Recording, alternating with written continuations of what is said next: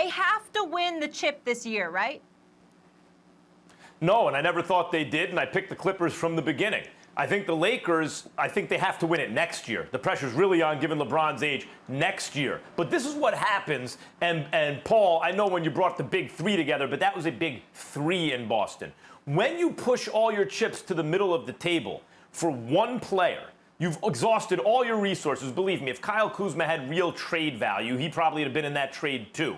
The reason he wasn't is because he didn't have much trade value. That's the reality of it. So they got to retain a young player. We'll see if he's a good player going forward. He's shown certain signs, but overall, there's a lot of room for improvement. When you push all your chips to the middle of the table, you to get that one centerpiece guy to go with your other star, you have to really luck out with the rest of the supporting cast. You usually don't have enough resources at that point in draft picks and salary cap space, whatever, to put the right pieces around them to win right away. So in this case, the Lakers did a great job. They did a great job identifying Dwight and JaVale McGee and Avery Bradley, but it's not like Bradley was amazing. He was a nice piece. You know, he could do some things, 20, 25 minutes a game. And the money they spent actually was on Danny Green, who's underperforming at the moment, but I thought that was a good idea at the time. But usually it takes that next season to gather some more resources, identify what else the team needs, and then you can go in and I think the Lakers might even be favored to win the whole thing next season if they can put the right pieces around them. They did as good a job as you can ask surrounding these guys, and still it's probably not going to be enough. It's the reason I like the Clippers, because they took out Shai Gilgeous-Alexander and Danilo Gallinari from a 48-win team and just replaced them with Paul George and Kawhi Leonard, superior players who do a lot of the same things but better.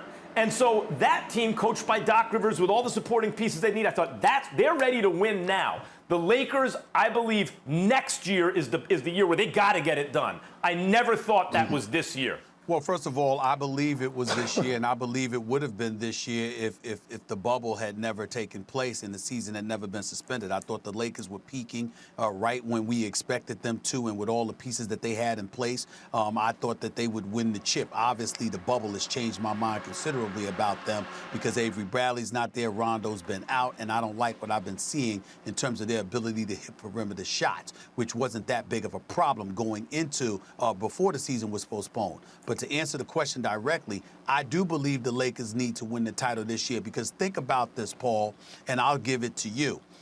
Whether it's Houston with Harden and Westbrook, whether it's Portland now, whether it's a young Denver squad, or obviously the odds-on favorite, the Clippers, because outside of Kawhi, nobody there really knows about winning championships, Doc Rivers and him, and of course Ty Lue.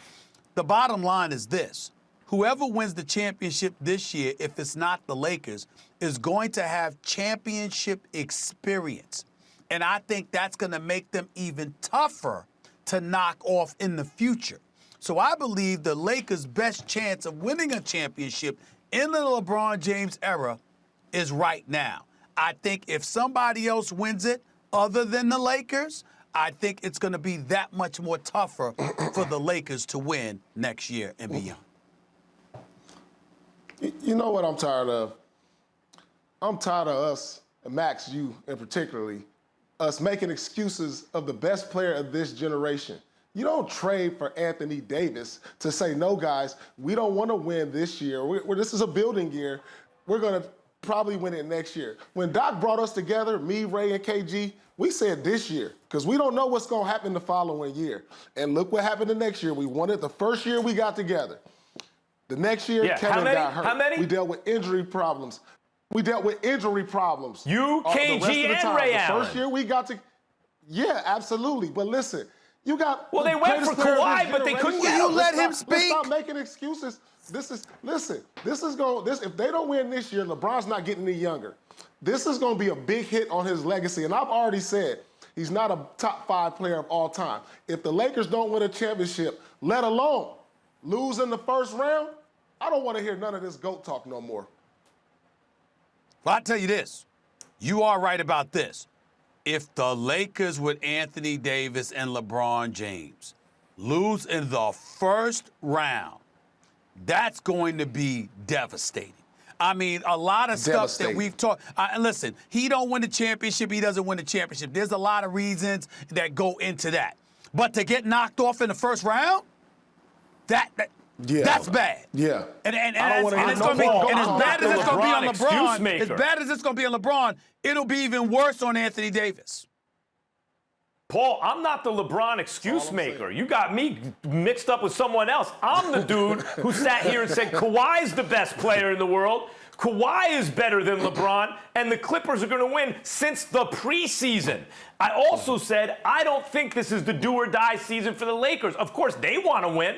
That's why you get Anthony Davis. That's why they targeted Kawhi. But when Kawhi wanted to compete against them, because that's the type of dude he is, he's competitive, and he jilted them and went to the Clippers. A lot of the guys were already gone. They had to spend their money where they could. What Really, you think where's is the going to happen shooting? next year? This team is built. This team is built to win now. This year, they might have 8 new players come next year. I mean, who knows how they're going to revamp the roster? They got to win now, Max. No What they more do- excuses. They well- got to win. Anthony Davis and LeBron James got to win now. I think they got to win now because I don't think their chances improve next year. I think it gets that much No. more tougher, number one. But number two, I also want to say this. Max is right when he says he picked the Clippers from day one. It's just that what annoys me about his Okay. position, Paul, is that you act like we can't take the bubble into consideration. This is a once-in-a-lifetime situation that all of them are dealing not with. saying you can't got take it into players consideration. that are not there. It's like the predict. If coming into this bubble, would everybody have said the same thing they said in October? The likelihood is no, unless it was the Clippers, because nothing changed with them. But you got other teams where I things wanna point have something changed, out. particularly the Lakers. That does matter. I agree. It does matter. I agree. I point something out. The Clippers have had chemistry issues all year. They've barely played together. Thanks for watching ESPN on YouTube. For live streaming sports and premium content, subscribe to ESPN Plus.